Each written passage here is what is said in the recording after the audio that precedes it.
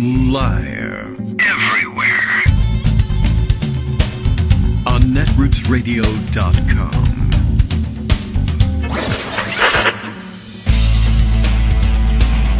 David Waldman. Kagro. In the morning. Now, here's David Waldman.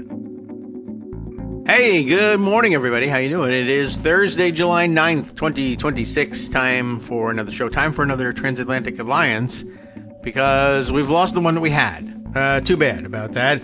NATO pretty much dissolving right in front of our eyes. That's something worth talking about, of course, though we have plenty to talk about right here at home. I guess that's a domestic issue in the sense that, I don't know, does anybody want to be defended from foreign invasion or nuclear war? No? All right. Well, I guess that's fading in everybody's minds, although it hasn't eliminated the ability of Republicans to accuse everyone, all their political opponents here at home, of being communists. So that's a nice holdover from the Cold War era, even if the Western Alliance is not one. Okay. Well, sound level's still a little low here, and I still have no clue. I've hit every button and pushed every. Well, I guess that's it. Button. That's it. We got knobs, dials. I guess twisted every dial and pushed every knob and hit every button. And I'm curious about what might be holding it back. We'll try a software update at some point too. But in the meantime, turn up your sound. It's time for Kagro in the morning. And then remember to turn it down just a little bit when Justice takes over at the end, not because we don't want you to hear him, but because we don't want you to damage your eardrums. I don't know what's going on, but we do know what's going on in the news, and that's important. And that's what we're here for this morning. Let's see, lots happening. Much in the absurdities column, and some of them actually short bulletin items. And we can bring those up as we go along and fill in the gaps. But lots happening here at home on the political side. I guess what used to be the policy side has some activity as well, even though it's not actually governmental policy, or we can't tell whether it's governmental policy because it's dictated by social media, and we don't know if the president is writing it or not. And it used to be the case that you had to do more paperwork in order to get policy rolling, and now we don't know. The usual. In other words, by the way, explosion of availability of interview video with Count Binface over there in the UK. That's what's going on over there. I think they might actually be doing some other things as well, but that's what's leaking across. In case that's embarrassing to you, British people, I don't know what, if anything, you want to do about that. But it's quite entertaining. He looks fantastic in his giant garbage can helmet. And he's quite clever. He's very funny on the fly. But I guess Nigel Farage, I think he did secure that appointment to the bailiff position, and I guess that means he's out. But it does seem like it's his intention to stand for this by-election.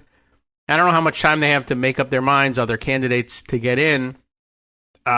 But apparently a good number of people in the constituency think it's ridiculous that he would attempt to get back into Parliament. But right now, the only option they have, I guess, to register that protest would be to say they would support this character, this Binface character.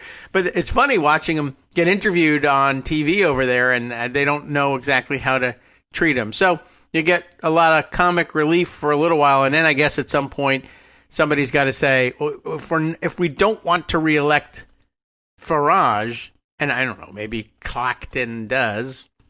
I know he's betting on it. But if they don't, then I guess somebody else has to get in, and it's not entirely clear what would happen if just for a lark, everyone went and voted for Count Binface here. What do you do with that result? Like, I don't think the very staid British folks are going to stand around and say, I guess we'll actually swear him into Parliament. I don't know. I'm not sure what happens. Not to mention, I did see an interview with him asking him questions about, well, how are you going to, if you were elected, how would you deal with the rules of the House of Commons that say you can't wear, for instance, that giant garbage can on your head? Like, you can't do that. And I don't know. I don't know what the answer is, and I don't think he even believes that he can't. So, I don't know. It's quite odd. Meanwhile, like I said, actual things happening here. We have our own elections to sort out. Some of the happenings in our own elections quite weird as well. Greg Dworkin is here. He's been to Maine, not today, but So there you go. Right. It's vacation land after all. And now we have, and now that Graham Platner is vacating his spot on the ballot, I think, because there was some discussion yesterday about whether or not his video one stands for anything, or two, does he said he was suspending his campaign, but that's not the same thing as withdrawing from the election, but I gather that they straightened that out later. But you can't say anything yet until I play the Imperial Margarine tune. Please, the jury will ignore all previous instructions from Greg. But now, Greg Dworkin.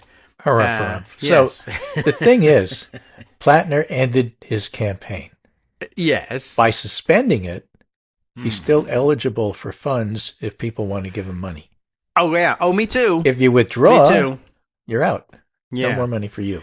So everybody always does he have to finally withdraw in order for the, I don't know, I guess the party will work that out. Can we have a convention? The party accepts that he's not running, and so the next step is that there's going to be a convention.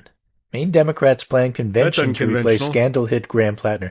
Not much else to talk about Platner other than a abiding misunderstanding of white working class voters, especially in Maine. Well, we'll get to that. But the that main would be thing a problem. Yeah. I want to focus on with Platner is what happens next. Yeah, okay. I was not terribly invested in him. I thought the Maine, voters should decide. Well, they have. Yeah. And after the latest set of scandals, he basically told his campaign, "You're done." Okay. Well, now Platner got mad. He did this video and said, "I've been bushwhacked. Everything's drying up. Money, support. Everybody's pushing me out. You can't win in a situation like this." Well, yeah, duh. That's what they're saying. That's what they're saying. Yeah, okay. I mean, I don't know about this bushwhacked idea, but I mean... he angrily accused, according to The Guardian, the Democratic establishment and corporate media of, quote, using these allegations to take away all the things we need to run a campaign, end quote, and acting as judge, jury, and executioner. Well, that's because you don't have the good sense to do all those things yourself. You were invited. But okay. Says he's innocent, nonetheless. An array of Democrats have already expressed interest in the nomination. Now, I'm going to name some names and then go over them again. All right. Troy Jackson. Troy Jackson. Are you Former state senator, ran for governor. All right. First one out, announcing his campaign. Okay. Shenna Bellows, former Maine Center for Disease Control and Prevention director, Nirav Shah, and a few other people, and one ex-congressional aide, Jordan Wood. And before we get to who all these people are, since you can't tell the players without a scorecard, I mean, you could. I want to go over some stuff about who is running in Maine these days. Who's left? Who's people. There? Them guys you just mentioned. Yeah. But the House has two CDs. The southern one, which is the more liberal one, includes Portland. Okay. Chelly Pingree, longtime congressperson, wasn't even challenged in the primary. Okay. Yeah. I don't know who's running against her. Doesn't matter. She'll win. Okay. Sure. I guess CD2 the Democrats think so too. Yes. Is Jared Golden's old district. He stepped down. The Republican running is Paul LePage. Still remains popular amongst Republicans from his stint as governor. Very Trumpy guy. Bad news if he wins, but he probably has a leg up because that is a more conservative district than CD1. Okay. The Democrat who won is named Matt Dunlap. Matt Dunlap is former Secretary of State, also a former state auditor, so he has won statewide before. Yes. Okay, but that's something. This is one of the candidates that was supported by a scam pack from Republicans pretending to be a progressive pack. They wanted Dunlap, they got Dunlap. All right, we'll see what happens next. Now, let me just give you an idea in those races. Again, Hannah Pingree, Shelley's daughter, is running for governor. Yeah. Oh, yeah. And in that She won. gubernatorial primary, The person who yeah. initially in the first round was leading was Nareeb Shah, the former Maine CDC person. Okay. Troy Jackson was in third. Shana Bellows was in fourth. Shah, Jackson, and Bellows, who all went on to lose after ranked choice voting to Hannah Pingree, Shah, Jackson, and Bellows are all running in the Democratic Senate race to replace Graham Platner. So 3 out of the 4 known candidates, if you will, come out of the gubernatorial primary. Yeah, sensible. And the fourth statewide, right? Okay. Matt Dunlap on CD2, originally, again, was trailing Joseph Baldacci, who was the establishment choice. Oh. But in the end, Dunlap beat him by a few votes, 52-47. In third place in that primary okay. was Jordan Wood. You may have recalled that I mentioned his name because he's one of the candidates that's thinking about running. Yeah. Jordan Wood is an I remember. Chief of Staff of Katie Porter. Oh, from Maine, California axis. Okay. Well, he lives in Maine now. So, Jordan Wood, you could argue, is fairly progressive as a candidate for Senate. Troy Jackson was a Platner supporter. So between Wood and Troy Jackson, the Platner camp has people to support. Okay.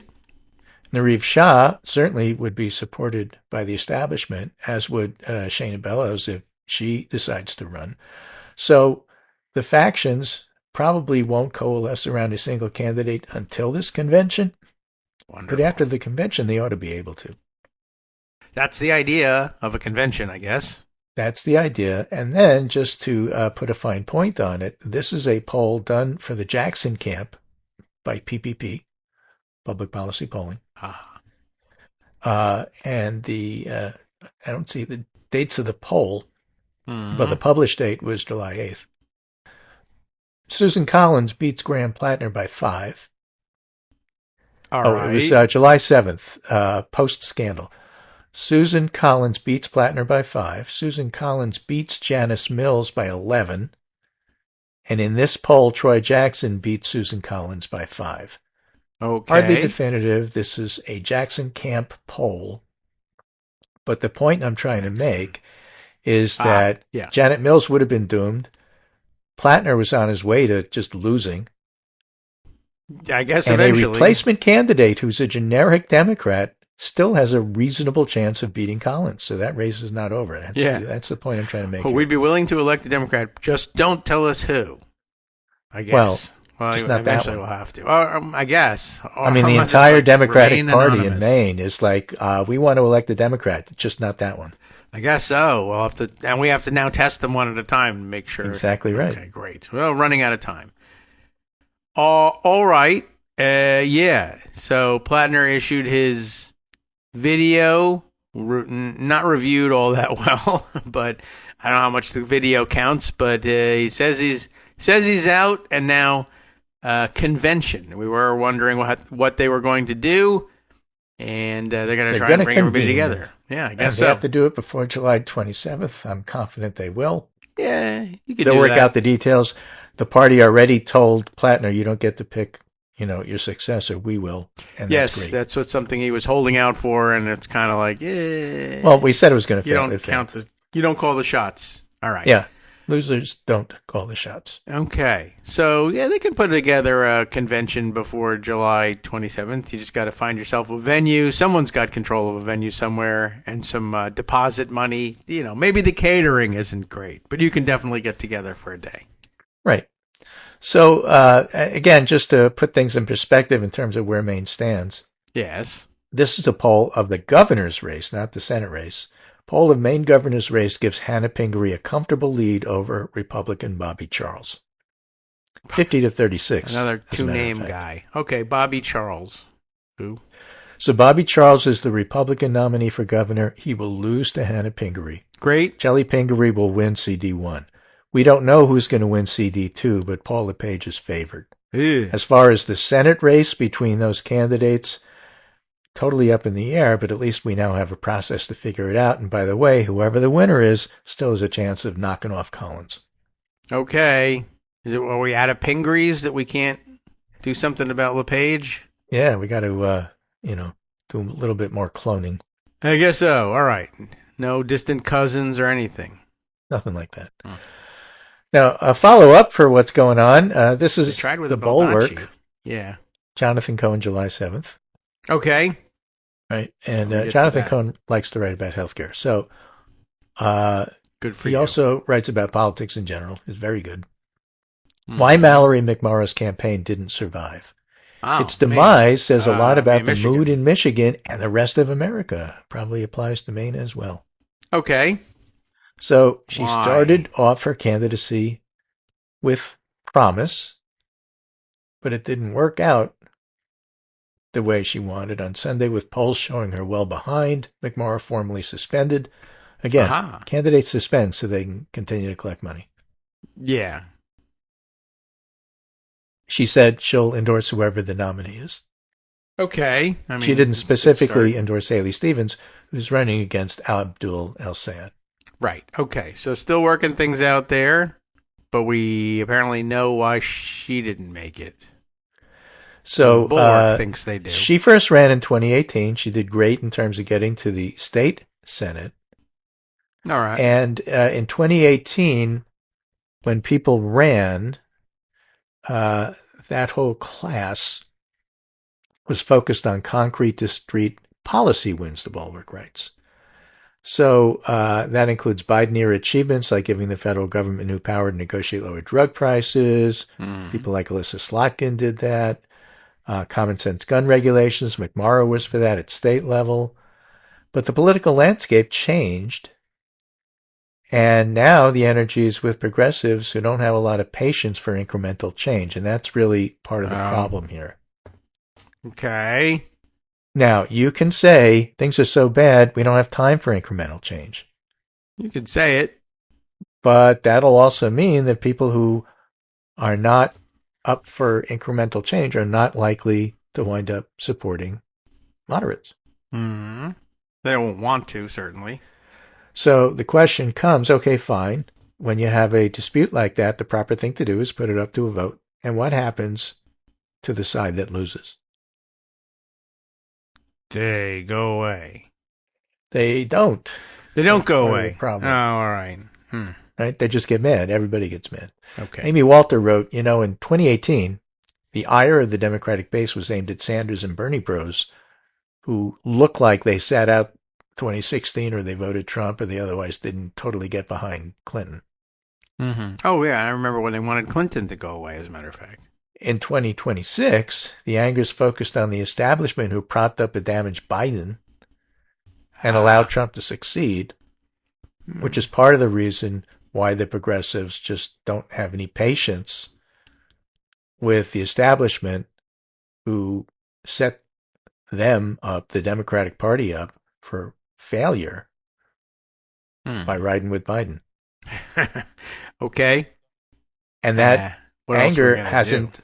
abated. That is the driving energy. It matters in Michigan, which is why El-Sayed has a slight lead.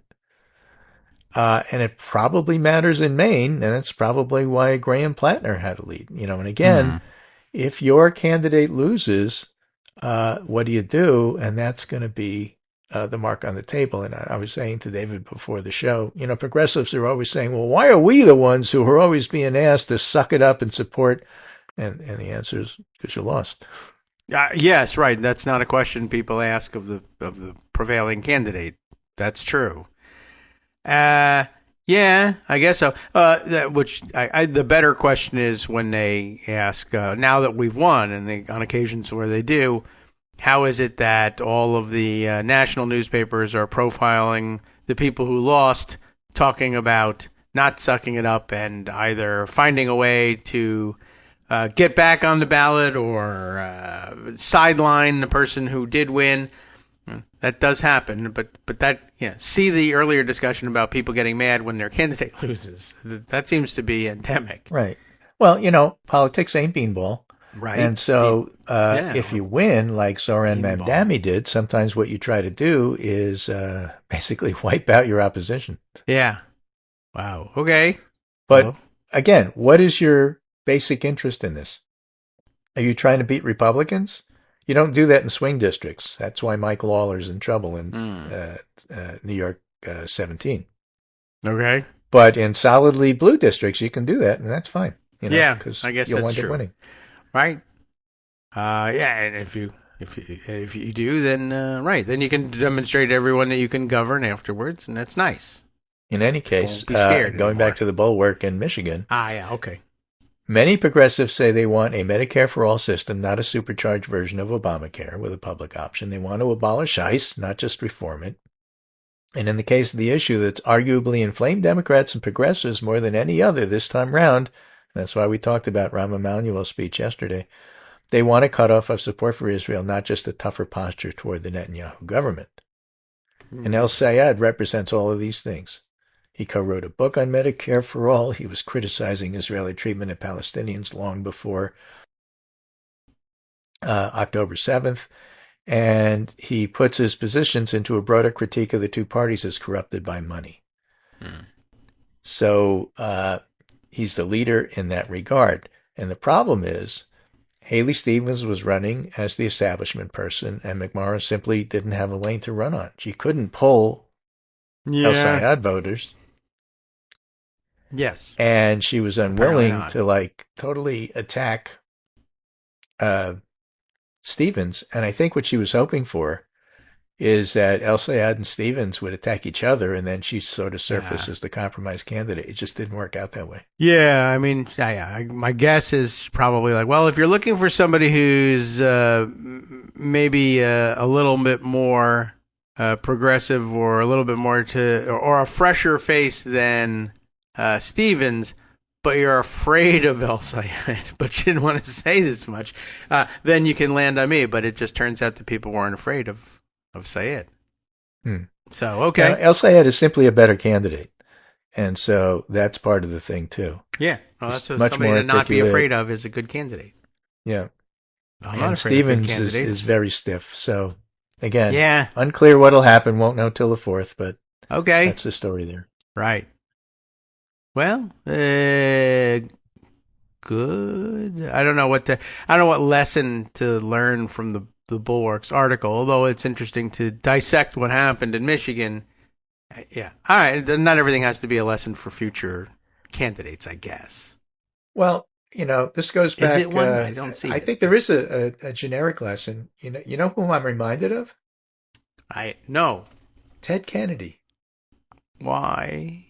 Well, that's exactly right. Thank you for pointing that out. Now we don't have to discuss it.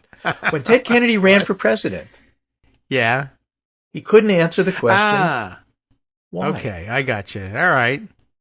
Yeah. Nobody knew why he was running. I'm here. Why you? Why not the other person running? Yeah. He never was able to address that. Because the answer was, I'm a Kennedy. It's my time. I'm a Kennedy. It's my turn. Whatever. He didn't have a good answer. Okay? Yeah. Mallory McMorrow did not have a good answer as to why you should vote for me and not Stevens, why you should vote for me and not El Sayed. She made some mistakes. Okay. I don't know what they were. Attacks from her about El Sayed didn't help. Ah. It just solidified El Sayed's standing. A previous quote about not being thrilled with Michigan really hurt her. Yeah, that's not a good one. She just didn't, in the end, her campaign. She's a great candidate. Very articulate, very, very good speaker, good communicator. Except for the question of what are you doing here? Exactly. Her campaign didn't have that predominant, here's why I'm running thing. Then that's not a good candidate. It's not a good campaign. Yeah, I guess not. She was a good candidate who did not have a good campaign. I guess not. It worked for state senate, I guess, and you can continue to do that. Yeah, I wonder. Now my suspicion really is that, the reason I'm here is, she was kind of hoping that people would understand it. That guy. If you don't want to vote for that guy and you're bored by the other one, that's then me, right? But, it's a dangerous game in anywhere to say, that guy, what his problem is. He's so, yeah, I think the unstated part of it as well. If that's all you got, you're a nice solid a nice solid candidate who's running as if you're scared of electing an Arab, vote for me. Michigan's not, so okay, you don't have a lane. Wow, I don't know. We'll see. It's interesting. If somebody who's otherwise a competent candidate and legislator suddenly can't articulate a reason for being there. I mean, Ted Kennedy could have articulated his reason. He realized, oh my God, my reason is I'm a Kennedy, and it's, everybody should elect Kennedys, and that's it. I'm also nice and good, and I have great policies, and we talked about those. And if that's not enough for you, and why are you even asking? Yeah, right. I didn't expect this question. Yeah. That's interesting. I don't think that's it's not the same for her. She wasn't like the natural choice or anything. I just think that she realized that her main argument is something that's meant to be whispered and didn't know what to do. I wonder if that's the case. I don't know Michigan well enough to say whether that's really the case, but that's my suspicion, honestly. I don't know, because I do hear that from people. Well, what if he's a crazy wild type? I don't know. What makes you say that, and why do you think Michiganders would want that? They don't. Hi, Kagro in the Morning listeners. This is Rebecca Romans, longtime listener and longtime supporter of the show. Do you love your non-corporatized, completely independent, commercial-free Kagro in the Morning show? Do you stand out among the crowd at the office water cooler when discussing current events because of all the up-to-the-minute news you've been brought by David Waldman? Then it's time to give back a little. David relies on contributions from listeners like you and me to keep this show on the air. Patreon.com is among the easiest ways to make secure recurring monthly donations to support the show. Patreon.com/KagroX will bring you straight to his donation page, where you can sign up for any convenient tier you like. A mere $5 a month. You'll never miss it. Works out to about 25 cents a show. That means that David is making 12.5 cents an hour, which, by coincidence, is exactly what the GOP wants to lower the federal minimum wage to. Once again, David is ahead of the curve. If Patreon.com doesn't sound like your kind of thing, there's always PayPal, or even the Square Cash app. Any way you choose to donate, please choose to donate. And thank you on behalf of David and the rest of us listeners. Thank you very much. All right, welcome back everyone to the Kagro in the Morning Show here on Netroots Radio. Let's give it another go here. We've got another segment going, but Greg, I hear your voice fading a little bit, and you're telling me you're not feeling computer virus, summer computer top virus. Of your game. Okay, I'm going to keep the session short, but try to preserve my voice for Monday. Yes, please. All right. Well, what I do have, we'll take what we can get. Yeah. What I do have, yes, is 5 or 6 sort of interesting tweets, some of which are follow-ups on things we have done. For example, Aaron Blake tweeted yesterday that Kentucky Governor Andy Beshear, remember, a Democrat, right? Okay. is asking Mitch McConnell's office to, quote, fully update Kentuckians regarding the current status of your health. Okay. You may recall, we talked about this the other day, there was a cardiac arrest at McConnell's home. McConnell's in the hospital. We assume it was McConnell, but, the lack of transparency means nobody's talking nothing about nothing, so nobody knows.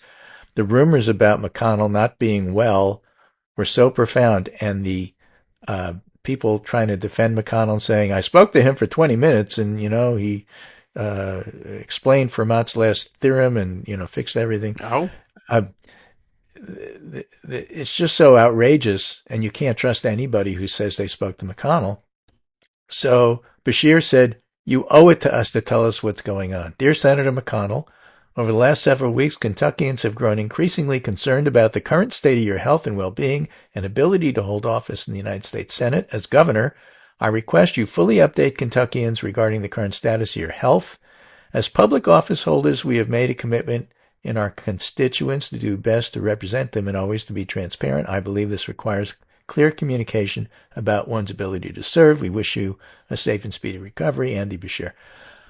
When the governor does that, it certainly puts a lot of political pressure on you. I do not recall Mikey Sherrill doing that for Tom Kean when he disappeared. Yeah, right. But Beshear is doing it here. Okay. Well, good, I guess. I mean, yeah, I don't know why we didn't say, I don't know. I think it was such a mystery with Kean, whereas it's not much of a mystery with McConnell. Well, they've never verified the CPR story. We just know it because it was reported, but they haven't acknowledged or verified it. That's a big deal. Okay. So, that's a kind of little tidbit. I don't have an answer for that, but I just thought I would throw that out there and just make sure people continue to be informed and watch the McConnell story because we're not done yet. Oh, yeah. I know people are watching that story because any minute could be, it's over. He's not in great shape. What can you do? All right, people will watch, but yeah, it is ridiculous that we have to get to this stage. And I've seen a lot of people talking about it. Like, write that down on the list of like constitutional loopholes. There really needs to be something somehow. How can we require that if people are dead, you have to admit it? Yeah, right. All right, worth thinking about. Right. Amy Siskine writes, this morning our crazy man at the NATO summit suspended trade with Spain, restarted his war with Iran, not that it ever ended, again threatened to take Greenland, causing Denmark to say they'll activate Article 5 if necessary and get other NATO support. There's talk of canceling the summit in 2027. And when listening to an Erdogan speech, I guess Trump fell asleep. Yeah, well, he's going to do that. Disrespectful. The NATO summit has been very, very interesting. I started an article yesterday from the Wall Street Journal, and I've still got a long way to go, and there's a follow-up article on top of it. Yeah, NATO is, I think they're there. They understand what's going on. They're just trying to figure out how to deal with it. There was a little bit of a splash yesterday when a Danish journalist asked Mark Rutte, he's Secretary General of NATO, I guess, and asked him at point blank, pretty much at the press conference, hey, do you lose self-respect when you realize that you have to kind of sit there and nod and smile along with Trump's nonsense and not push back on him? I mean, we're a military alliance. Like, why are you allowing this nonsense to go on unremarked upon? And I think everybody kind of asking that question about him, about other NATO leaders. Why won't they just say that they know that Trump is crazy and out of control? It's an interesting question. I guess NATO and European voters want fighters, as it turns out. But I think there needs to be room for the realization that, or at least the possibility that those leaders and maybe Rutte himself are saying, in the uncharted waters of how you extricate yourself from an alliance where you're totally dependent on someone who's gone insane, but whose weapons and information systems you're entirely dependent on. Like, I think they're maybe thinking we need to have, maybe Rutte is the guy who has to be the lightning rod. Please fight the rear guard action. Give us time, and the various leaders of the European countries too. Don't inflame the situation but we need to quietly in the background learn to withdraw from this and disentangle ourselves from the Americans. But in the meantime, do the thing. Flatter him. Keep him happy. Don't get us singled out as a target. And other people in the background don't give will Russia work any about how ideas. to do this. Yeah, how to get out of this thing. But yeah, it was a good question, and everybody wants an answer. But yeah, I'm not certain that telling Trump he's crazy and get out before you're ready and before you're secure and can. It's going to get you anywhere. Yeah, and like he's going to pull the plug on something important. Right. And if you're not prepared for that, now is not the time for you. As you can say what you want about domestic politicians and what you demand of them here, but the Europeans do have their own interests, and they ought to protect them the best way they know how while they make their move. It's interesting. Yeah, very interesting. This may be it for NATO, though, and it wouldn't be a bad swap. Take Ukraine; they know how to beat Russians, and it's a Russia-beating alliance. So exactly, which is what it's supposed to be in the first place. Right. That's all right. I see you've sent me a photo. I'm going to move to Michigan because there's this really interesting photo. Enjoy it. Wonderful lake. The trees are all the right height. Republican representative and Michigan Senate candidate Mike Rogers. Yeah, look at that guy. His campaign put out an AI-generated picture. The original photo shows a, sort of a normal beer bellyish, 50s dad kind of body. Oh, right. Dad bod. In a shirt. It was a couple of years ago. Yeah. Button-down shirt, no tie. Campaigning. Normal. But his campaign took that photo. Yes. And AI'd it. And made Mike Rogers have bulging biceps and a shirt that's so tight that if he even breathes, all the buttons are going to break because he's just so, overwhelmingly muscled up. Yeah. And so that's making the rounds, and people are labeling that Buff Mike Rogers. I guess so. Did they give him everybody's more hair? having fun with that. He's got enough hair. But to give you an idea of how a nimble candidate handles this versus a staid candidate, Abdul El-Sayed saw that picture and said the following. Right now, and remember, this is AI. AI derives its power from data centers. Yeah. So Abdul El-Sayed says, right now, people are scared to death. There's going to be this gigantic data center put in their backyard so people like Mike Rogers can make gender-affirming videos about how buff they are. Yeah, extra shot on the way there. Gender-affirming. That's good. Yeah. That's good. So, again, what a weird I think thing. either one of the candidates, Haley Stevens for different reasons, and El-Sayed certainly has a good shot at the generic Mike that's running in Michigan. And as a matter of fact, they can't even, publish like a normal video.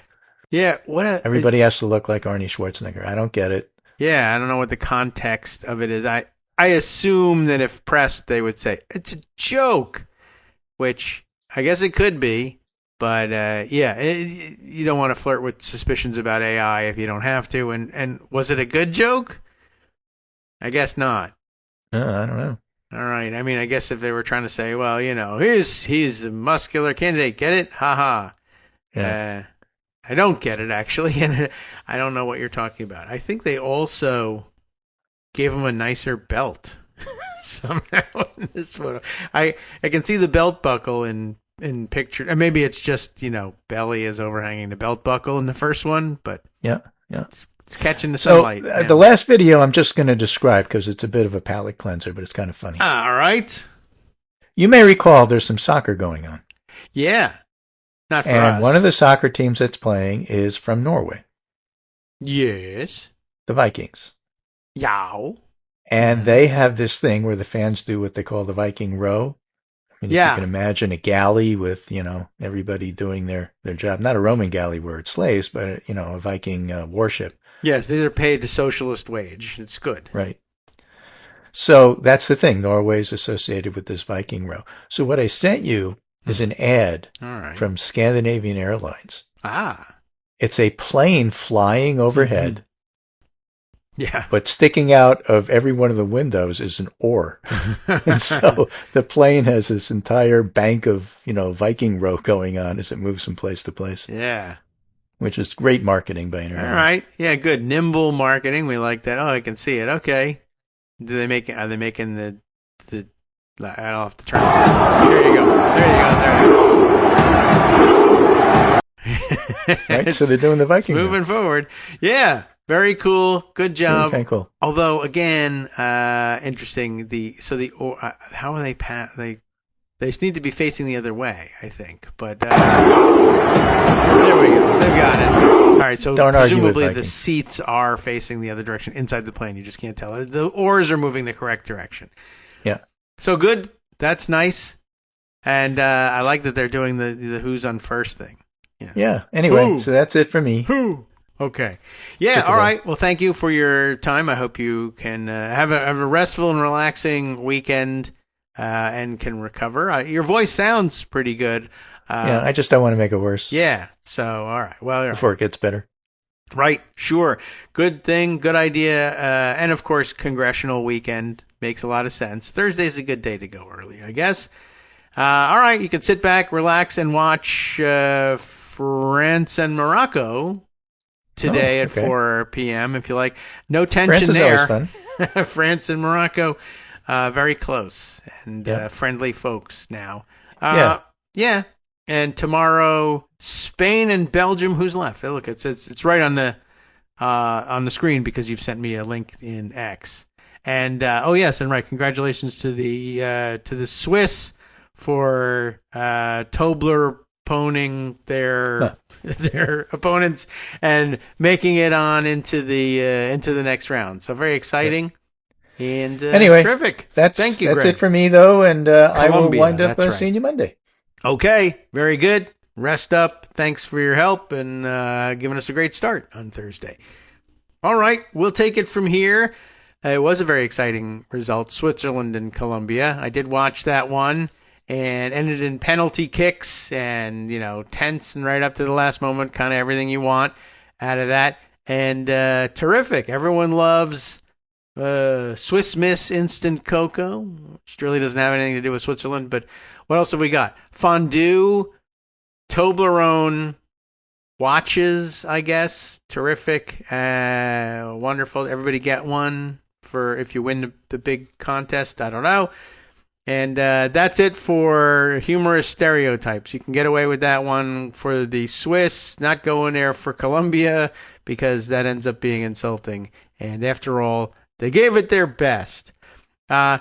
Everybody's still talking about also, I noticed this has got a political connection to it. I did see on social media being discussed just before the show. I didn't think there was really any room for discussing that here, but I guess because they've given a political bent to it. Everyone also talking about the Argentina-Egypt contest of the other day and the result.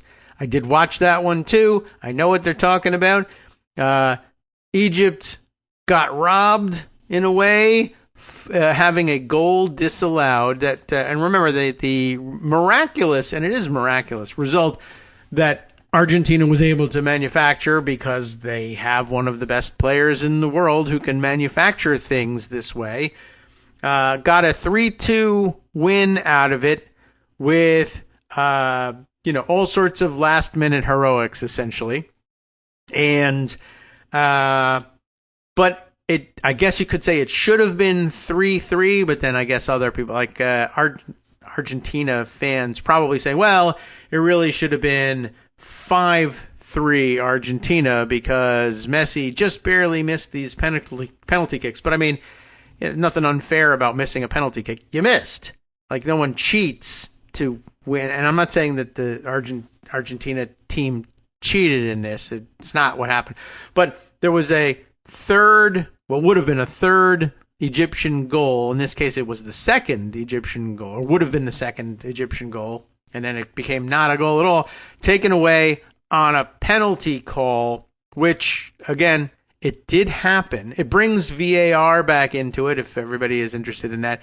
That was sort of at the center, or ended up at the center of the controversy with the reversal of Balogun's red card suspension.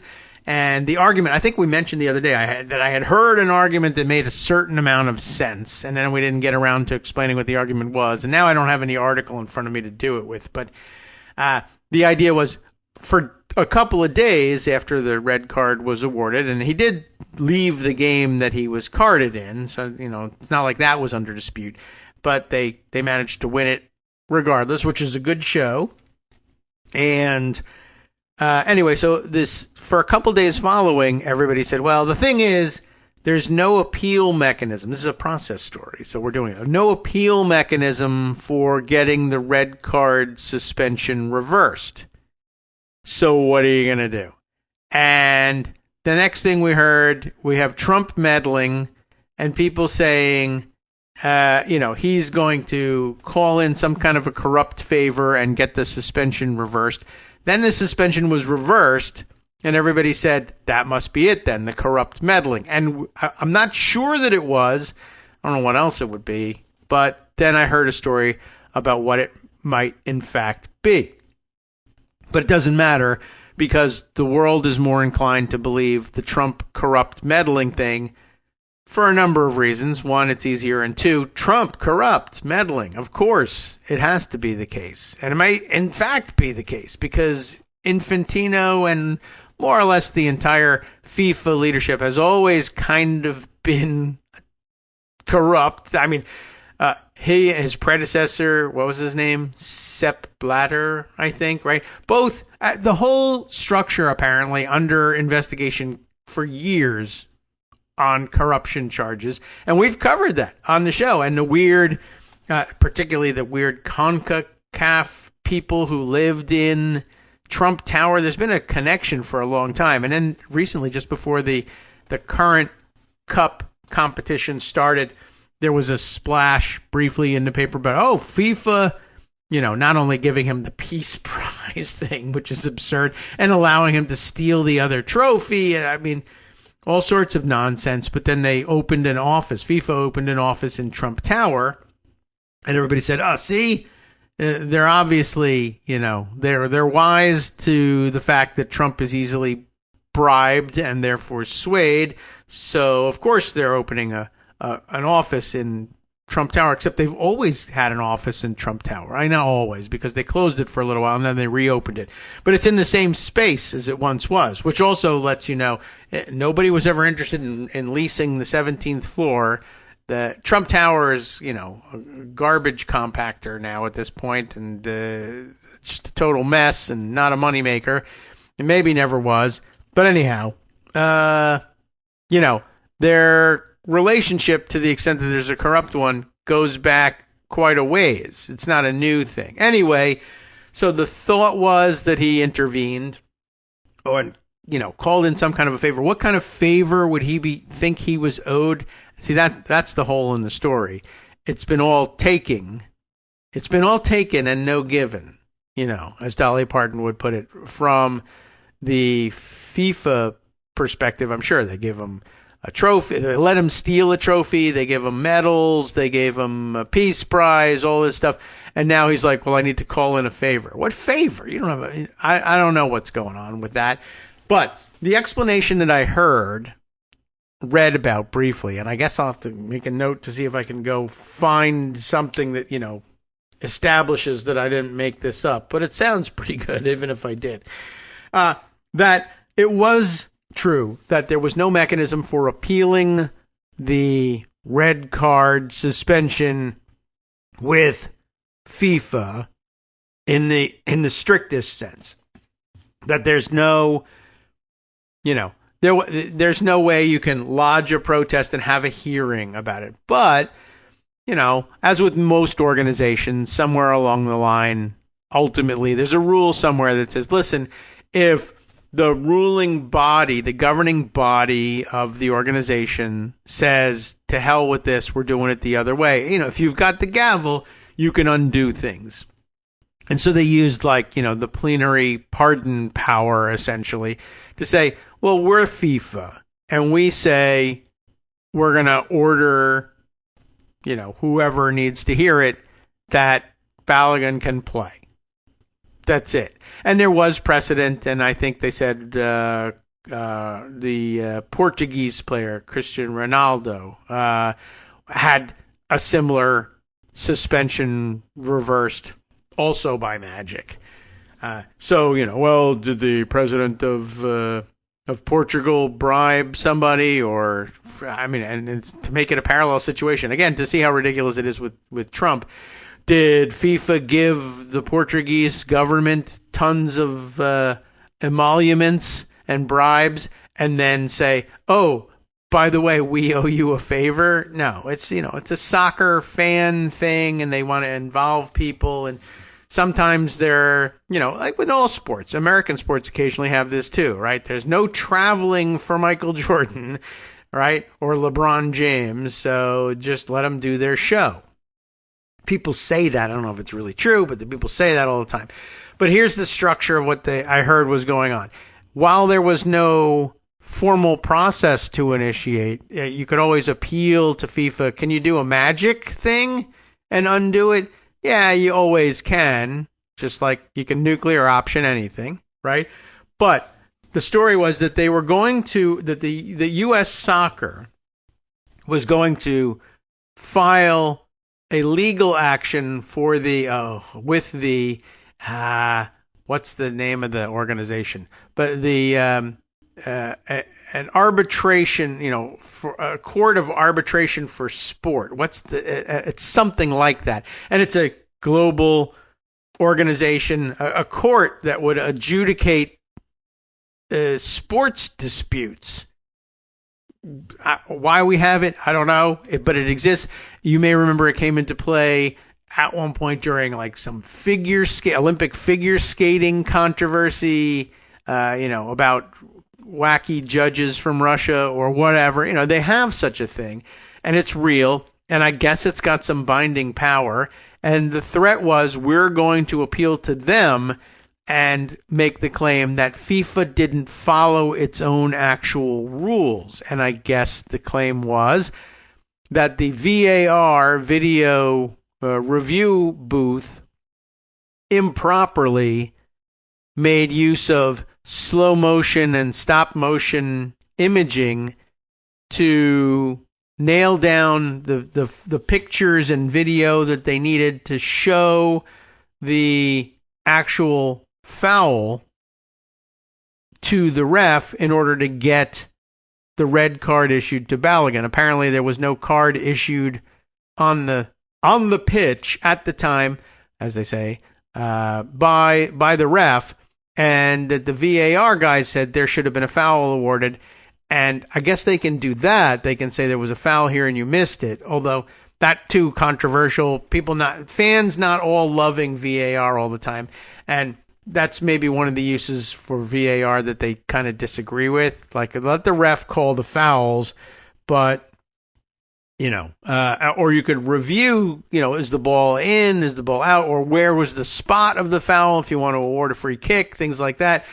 But the idea that they should be calling fouls is a little bit controversial. But they do have that power. The power they allegedly, if I understood this correctly, don't have is to use slow motion and stop motion imaging to assess the severity of a foul. They can say you should call one, but I guess the rule is you don't want to use that because basically, you should take a look at how it would look in real life, in real time, to a ref. And if you are manipulating video, not changing the content of it, but basically saying, well, look, I can show you a stop frame, a frozen frame where it looks like the foul is horrific. Of course, if, in the next frame it looks like, oh, actually he missed, it's a little bit manipulative to do things that way. But apparently the rule is that the VAR people are not supposed to use slow motion and stop motion video to influence the decision on how severe the penalty was, and that the allegation is they did just that. That it was a no foul, no call at all, and then straight to a red card. Not the referee thought he saw something and he gave a yellow card and pending review. They, later on they said, you know what, it's worse than we thought. But I thought it was nothing, and you thought it was an ejection. All right. So they were going to go to this court of arbitration for sport, whatever it is, and say they didn't follow their own rules. And that's the problem. Now, whether or not that's a winner of a case, I don't know. But FIFA was like, we don't really want this, particularly in the middle of the cup. We'd rather avoid that litigation, whether we think we're going to win or not, and we're corrupt. And so it's better for us to just say, let's just go ahead and let the host country have their top player back for a very important game. And as it turns out, it messed with everybody's heads anyway and inspired the Belgians. And, I had a feeling it might kind of go like that, but, it also might have gone the other way, and everybody would have been in the United States happy, even though everyone in the rest of the world would think there was something corrupt about it and that we cheated. But there was actually a possible grounds for reversal, I guess, although maybe, I don't know how quickly the Court of Arbitration for Sport actually can make that stick. Like a year later, they agree with you, but it's too late. I don't know. But, avoiding litigation and international incidents is a somewhat legitimate pursuit for FIFA. I don't know if they can actually do it, but that might be what they tried to do. So that was of some interest.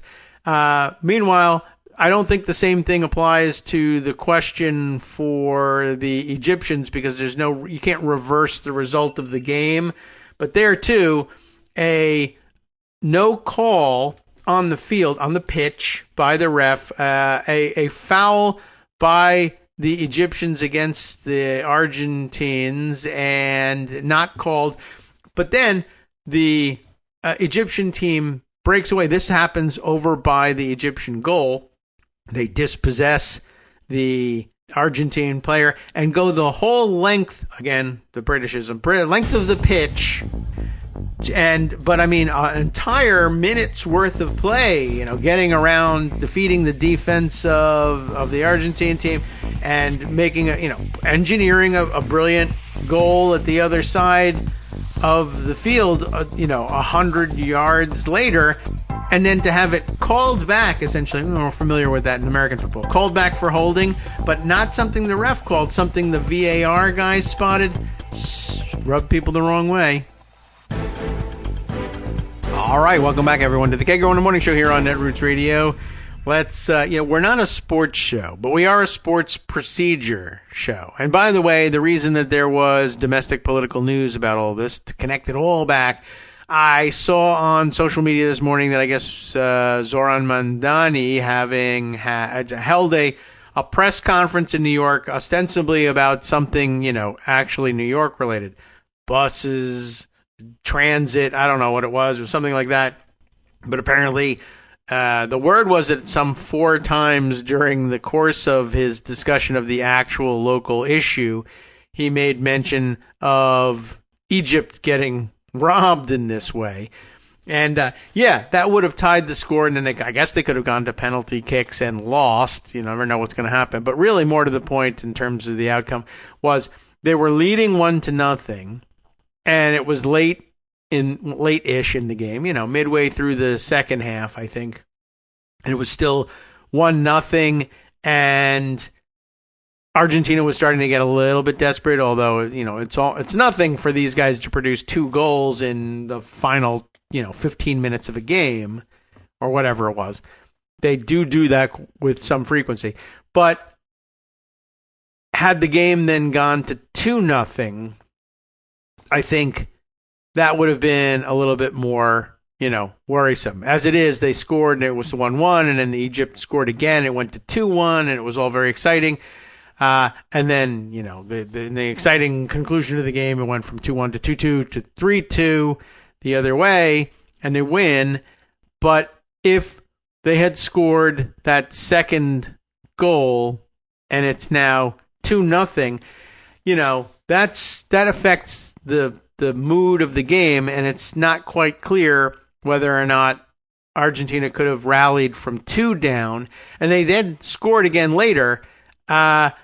Can Argentina find the energy to score 3, having spent most of the game feeling down and demoralized and fighting from behind to to get through. It's not entirely clear whether the psychology of the game changes. And then, of course, there's just the straight up, 3-3 would have sent it to penalty or extra time, and then penalty kicks, and who knows what would have happened, although all the momentum had shifted at that point to Argentina. It might have ended up 4-3 very easily. But I don't know. There was a whole lot about it, and I agree that there was something very strange about it. Not that it was necessarily corrupt or, outrageous, but, if the rule is that you're not supposed to use, I don't know. I think the commentators at the time were saying, yeah, you can call the foul, and clearly you show the video, there it is. You can see a toe got stepped on. It wasn't a blatant, outrageous foul, but then you call it. Right? And if you miss it and you let it go and a minute passes and a play develops for the entire length of the field is then navigated by the Egyptian players. I don't know. They had a right to conserve that energy expenditure. If there was a foul, like you're going to make them play on for a full minute and go through all of the expenditure of energy and the rush of adrenaline and all the fatigue that goes with it, to engineer a goal and then say, oh, actually all that effort was wasted. Like, can we get that energy back and use it to play on from there and defend our lead? No, it's gone. It's all all a little bit weird. And then, so the commentators were saying they were flabbergasted in live and in real time that there was this review going on because so much play had gone on at that point. They were saying it is not within the purview of the VAR refs to call back and reverse a full minute's play that has gone the full length of the field. I mean, it wasn't the direct result of it was no longer the direct result of the foul that the score had been made. The direct result of the foul may have been dispossession, but that didn't automatically and by itself inexorably lead to the score. A lot of play had to happen, and a lot of defenders had to be beaten before there was a score. And I think once you've missed your opportunity, you've missed your opportunity. That was the prevailing sentiment for Egypt supporters, to borrow all of the English and international football parlance for all that. Okay, that's enough of that, since I really don't know what I'm talking about there, but it was very exciting from a procedural standpoint. Okay, other things that we need to catch up on. There are a lot. As we said, we should focus at this point on the possible dissolution of NATO, even though that's something we've been worried about for a long time. Nothing formal says that that's any more likely to happen today than it was likely to happen yesterday, but there are such signs. Before we get to that, weirdness that we should add to the total picture. 1, Donald Trump flew to the NATO summit on his brand new, shiny-ish, refurbished, right? It's a refurbished Air Force One, and I mean, it was an Air Force One. If he's on it, it's Air Force One, and it doesn't really matter which plane it is, but you know the one we're talking about, the one he got from Qatar, and has flown back. He's back, unfortunately, from the NATO summit. It didn't go well, but he's back on the old Air Force One. It's the most astonishing thing you've ever heard. I got 2 stories on it, and the blunt headline on it came from The Hill, and I'll give you that, and they get right to the point. And the New York Times adds some extra, reportage and nuance to it, but The Hill headline says what we need to say here. Trump returning to U.S. on old Air Force One amid Iran threats. So a lot going on here and a lot to unpack, and we'll let the New York Times version of it deal with it. The further hints in the headline there, security precaution led Trump to use old Air Force One in leaving Turkey. We talked about this the other day, that we were wondering, how's that refurbishment going? How are they doing retrofitting this plane to actually serve as Air Force One. And it was a great big why don't you just ism moment. Why don't you just take a plane from Qatar? It's very luxurious, and just I want that to be Air Force One. Turn it into Air Force One, and also paint it different because I like different colors. I don't like the pale blue. And okay, lots of things here. One, it turns out the pale blue serves a purpose. It's not just pale blue because they knew Trump would hate it. It's apparently that pale blue underbelly is to help like camouflage, to the extent you can camouflage a jumbo jet, against this a clear blue sky, so that from below, if you're thinking of targeting the plane, it's a little harder to pick it up than it would be if the underside was, dark blue, or a color that is just not produced in the daytime sky naturally. And that's the color scheme Trump likes for whatever reason. I know people say it matched the livery, as they say, of the old Trump shuttle planes, but he must have chosen that for a different reason. Anyway, he hates the pale blue. I guess it makes him feel like that's not a manly color. Let's have a manly color, except it's a dangerous color too. But in addition to all of that, there was speculation about the ability to spec out and armor up this plane to Air Force One standards. And I wondered about that, and I wondered how much it was going to cost and how long it would take to do that. And then they astonished everybody. I started asking that question, whatever happened to that? And then it turns out the answer was, oh, no, we're almost done. I don't think they were responding to me, but all right, we're almost done. Here it is. And they rolled it out, and I said, well, I guess color me surprised, color me a little bit darker blue, surprised that they did this, because surely it could not be the case that they said, oh, Mr. Trump demands it, it's got to be soon, it's got to be faster, etc. But we'll cut corners and put them on a plane that doesn't have the defenses, that isn't secure against a threat, just because he wants it. As much as we want to do what he wants to do, you can't. We just can't. We just won't fly the President of the United States on a plane that can't be relied upon in a tense or dangerous situation. That's crazy. But what am I thinking? Of course it may be that the powers that be are like, yeah, because if we do that, he'll get shot out of the sky, and then whatever. Yeah, it's his fault. He asked for it. I don't know. Are they really like that, or are they really just like, I'm sweating it. I can't take the pressure from Trump. Just give him the plane. Hey, come on, who's going to shoot at it? Well, apparently it actually happened that way. And I don't know if anybody is really emphasizing this in the reporting. They're covering the facts of it, and they inexorably lead to this conclusion, but no one's just plainly stating. They just actually literally are bending the rules of whether or not the president should be safe in overseas travel to just get him off their back. They literally are saying, yeah, here, fine, we're going to fake a secure environment for you just to get you, just please leave us alone. Just fly on this thing. We don't care. And then push came to shove because he was flying home from Turkey, I guess, and they're at war with Iran, and Iran, the accusation is always, well, they're sponsors of international terrorism. They're a state-sponsored terrorism operation. So one of the things that, might be in their bag of tricks, blowing up a plane, not a problem for Air Force One because it's got all sorts of electronic countermeasures and anti-missile systems.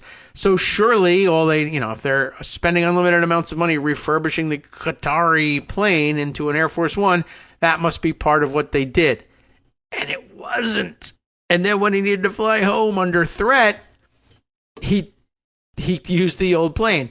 Then you get to the level of, you mean we had to pay to refurbish the Qatari jet and fly it over to Turkey, and we had to fly over the other one as well? He flies the new one to show off, and then he gets there and they're like, by the way, I think you'll have your ass blown out of the sky in this plane. Well, give me another one then. Like, fly me another one. How much does it cost to do this? On the other hand, I do think, though, I don't know the true facts of this, but I think I've, gleaned along the way that this is something that they do anyway, that they fly additional ones over to, for the decoy effect. You never know which one is actually carrying the president, except now one is painted differently from the other, so yeah, you do. But that they were, in other words, that it's not an extraordinary thing for them to have flown another one over there. But I mean, I know they do that with it when he's on the helicopters. They fly 3 of them, and you don't know which one he's on. I don't know if that's what they do with Air Force One, if there's additional Air Force Ones also flying nearby. I think they rely on the defenses and the defense mechanisms and the escorts instead for safety up there. But it's also not out of normal course for them to say, we got another one standing by. If there's mechanical problems with one of them, like you can't have the president stranded somewhere because the one plane he went with doesn't work. So it's not entirely crazy, but it is entirely crazy, of course, to have spent, $1 billion refurbishing this thing and it's still not up to snuff. And he still takes it anyway. And then it gets even dumber than that. So let's look at the New York Times article. Again, security precaution led Trump to use old Air Force One in leaving Turkey. Subheader says the Secret Service is said to have asked that the president not use the Qatari-donated jet when he left Ankara. The swap deepens questions about the retrofitting of the new plane. Yes, okay, that's the question I had. I'm glad they got to it. 4 people on the byline here. Tyler Pager, Julian E. Barnes, Eric Schmidt with 2 T's, and Eric Lipton with 1. Reporting that President Trump flew out of Turkey on Wednesday night on the old Air Force One. Oh, this one sucks. It's horrible. No one likes it. Instead of his new Qatari-donated Boeing 747-8 as a security precaution related to the resumption of hostilities with Iran, according to people briefed on the plans, who said the change came at the urging of the Secret Service. And I guess that's a good urging for them in terms of doing their job well. Whether or not you want them to do that job, I don't know, but they need to. And yeah, also, by the way, you could probably mark it down, not necessarily the resumption of hostilities, I would say. They probably should have raised this flag, given that the Ayatollah Khamenei, the father, his funeral is going on pretty much right now. And the funeral observances, such as they were, apparently also included public declarations along the lines of, yeah, we should get revenge for this. And I guess you can put 2 and 2 together and figure out what the revenge idea they had in mind was. So there was probably a renewed threat even without a violation of the memorandum of no understanding that was supposed to lead to a ceasefire that didn't, and firing was never ceased, et cetera, et cetera. And anyway, yeah, there was a threat. The swap, though, deepens questions about whether the new plane, which the president had pressed to be ready as soon as possible, was retrofitted with sufficient security measures over the last year. Lawmakers and some officials have raised concerns about whether the expedited timeline allowed for the addition of an advanced missile defense system and other modifications used to protect the president. And by the way, I guess I now ask this question. The photo of the old Air Force One there picking him up looks like, the old color scheme. The caption says, let's say, President Trump changed airplanes at the urging of the Secret Service. Does it say this is a photo of him actually boarding the plane in Ankara or not? I'm not sure. I mean, it doesn't say it was a file photo of the thing. So now I guess the question is in terms of if they're ever flying decoys, do they have to, I guess, repaint? He always wanted the other planes repainted in his preferred color scheme anyway. Are they going to do that? Is that happening?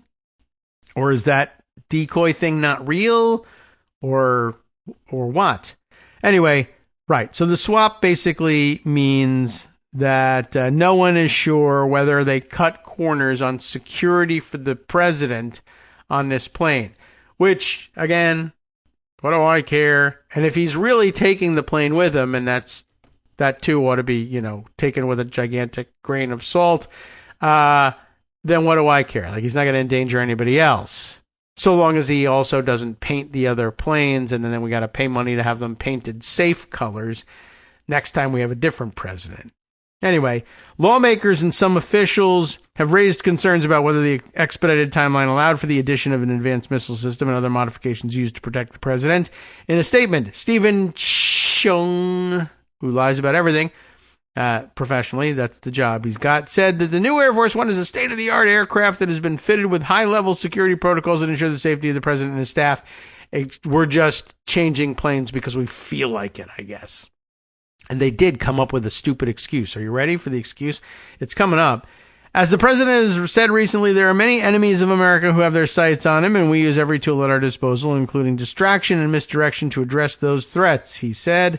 That's Chung, of course. But people briefed on the new plane's capabilities, who spoke on condition of anonymity to discuss sensitive security issues, said the new plane does not have all the features of the older plane.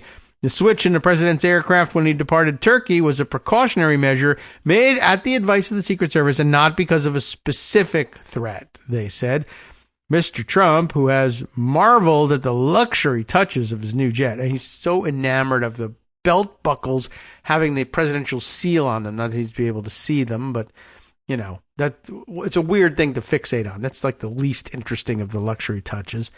Anyway, so he flew it on Monday night to go to Turkey for the NATO summit. After his arrival, the conflict with Iran reignited, and the United States launched a series of strikes against that country while Mr. Trump and NATO leaders were about 1,000 miles away in Ankara.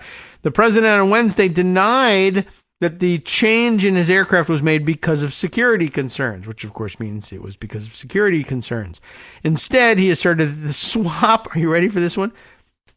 The swap was so that the new jet could leave early and make stops at U.S. military bases to show it off to the troops because the aircraft is, quote, magnificent. He wants to stop looking at your enemies overseas, stop guarding America's future, and look at my magnificent airplane. It's a huge treat for the troops. I want the troops to see it. They're going to be so thrilled.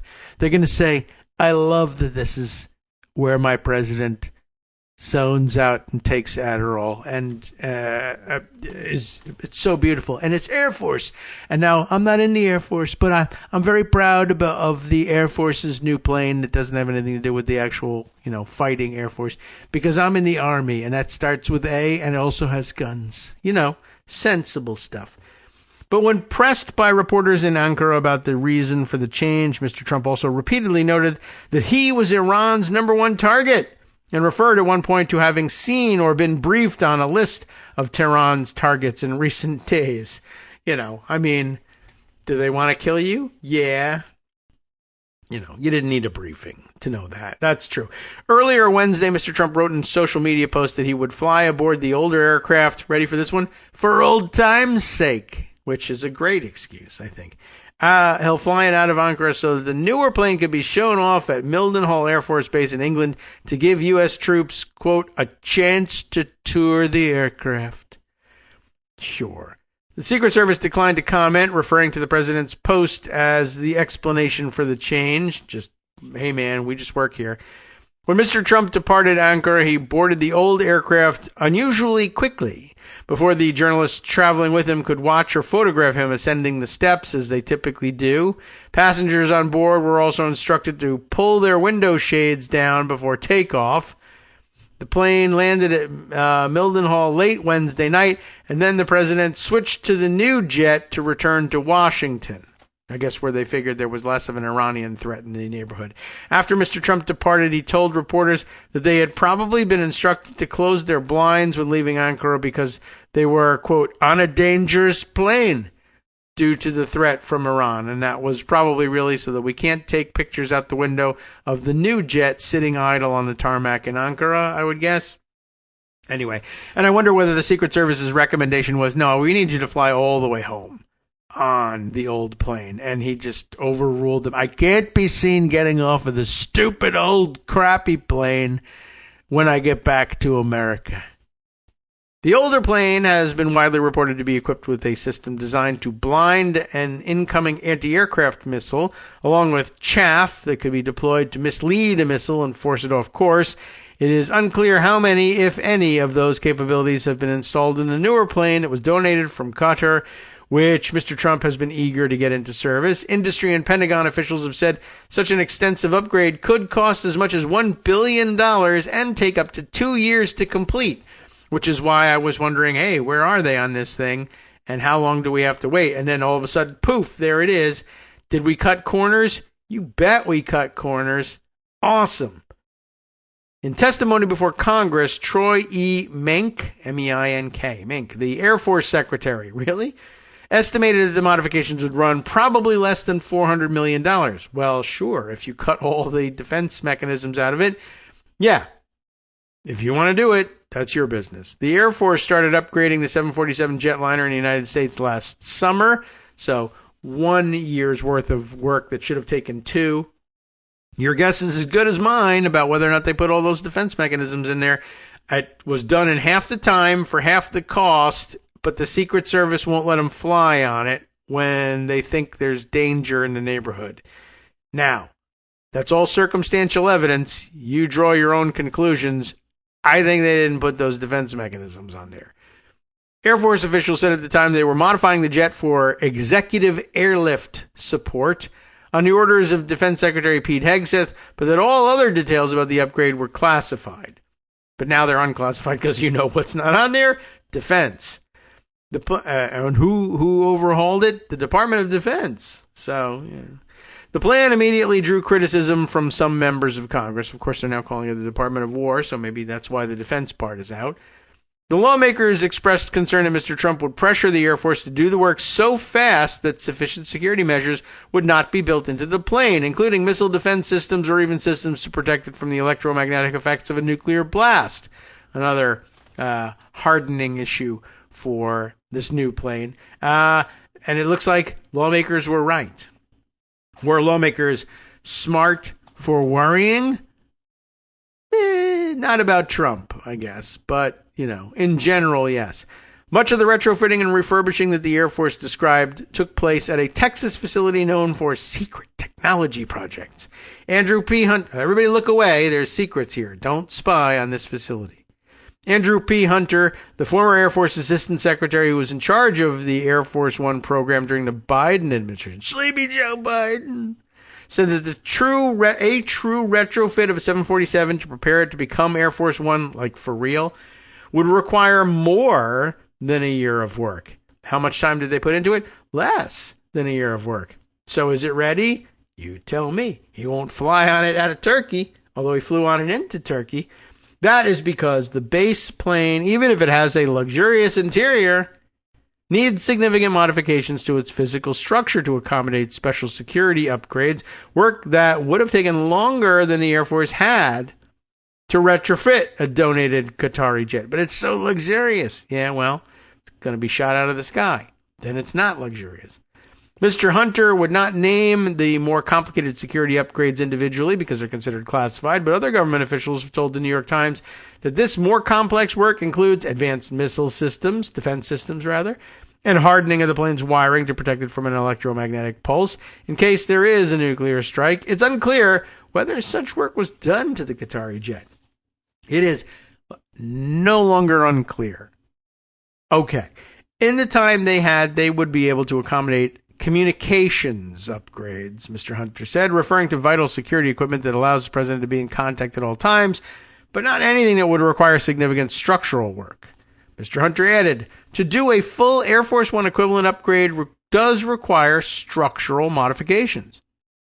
The Times asked the Air Force earlier this year whether these kinds of measures had been included in the updates to the Qatari jet. The Air Force declined to respond to the questions. The answer there, no, they didn't do it. Otherwise, he would have flown out of Ankara on that plane. Just admitted already. Okay, time for our third break now coming up, and we can see about perhaps heading back. Maybe we can spend Friday catching up on these long stories from the Wall Street Journal.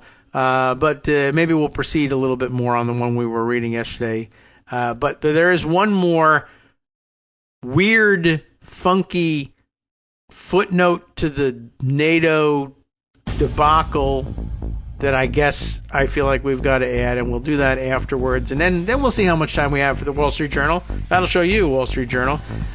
Very important reporting, although I do think you got the gist of it from yesterday, that the rest of the world is doing their level best to figure out how to extricate themselves from all of the American entanglements they have relied upon for the past 80 years. Hi, it's me, David. I mostly do the commercials around here, too. Have you ever thought you'd like to do a show like this one, but a lot shorter? Maybe without necessarily waking up early each day, or even, let's say, working at it each day? Well, now you can, sort of, and by now, I mean pretty much any time you want, because what I'm talking about is you recording a news story, sharing an essay, or otherwise contributing your thoughts on these crazy times with the rest of us, and with any digital recording device. Make the show your own, as I like to say. Send me a digital file of your recording, a link to any source material, and a note about how you'd like to be identified on the air at KagroX, that's KAGROX, at gmail.com, and I'll take it from there. Don't worry about those ums and ahs either. I sure don't, but I'll even do my best to edit your submission down into a nice-sounding dispatch from the field. So come on, everybody, make the show your own. Help me prove once and for all that I'm not just imagining this audience. All right, welcome back now to the Kagro in the Morning Show here on Netroots Radio. I told you there was another weird twist to the end of the NATO summit, and it's this. It's reported by a number of outlets, although the one I had parked in Instapaper was from Reuters, but you know they're rather significantly paywalled, and apparently at the moment no way around that paywall, but other people have got stories about it too. Politico Europe, the BBC, Canada's National Post, all with slightly, with the local bent on it, talking about their particular leaders having encountered this weirdness. But I guess it happened to everybody. Why don't we go to the, I guess we'll start with the BBC, because, and of course they would be focusing on what happened with respect to Keir Starmer having been involved in all of this. Ready for this? Just as we read this, imagine this happened to all of the NATO leaders who showed up for this conference. Starmer gifted gun and ammunition by Turkish president at NATO. Yeah, okay. I mean, I guess gifts change hands all the time and stuff like that. But for a lot of these leaders of European countries, the gift, because it was a gun, creates issues for them domestically, legally. It'll be different for each one of them. And so I guess most of the stories that are there are the ones who were like, hey, that's awkward. Chris Mason and Isabella Allen wrote this piece again for the BBC. The story goes, Sir Keir Starmer was given a personalized revolver with live ammunition as a gift by Turkish President, Erdogan. You know him, but is it Recep Tayyip Erdogan? Do I have all the names pronounced even close to correct? I never did get that. Erdogan we've gotten used to. But anyway, that happened, of course, during the NATO summit. The firearm engraved with the Prime Minister's name, did they spell it right? I don't know, was one of a series of similar gifts presented to the leaders of each country who attended the event in Ankara. And I guess there were a number of gifts. But a gun is an unusual one. But for an authoritarian strongman, I guess that kind of fits. If they ever have to give one of these guns to Count Binface, I'm curious about whether they'll engrave his real name on it or not, if they even know it. Okay. Sir Keir's revolver has not been brought back to the UK and remains with British officials in Turkey. It is expected to be decommissioned before it is returned, meaning it will no longer be capable of firing live ammunition. Erdogan waived export controls on the gift, but it was left in Turkey because it is illegal to import a live firearm into the UK. Downing Street has not released a picture of the revolver, though others have, I guess. After the summit, Sir Keir signed a defense agreement with Erdogan, which will pave the way for closer intelligence sharing between the countries. That's the wink, wink, nod, nod stuff that they're doing over there in the absence of the Americans, I think, in order to, compensate for the loss of the Americans.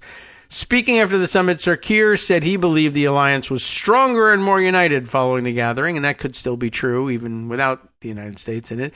This has been a good summit. We achieved what we wanted to achieve, which is unity. So important we have that, particularly with the conflicts going on in Ukraine and the conflicts in Iran, he added.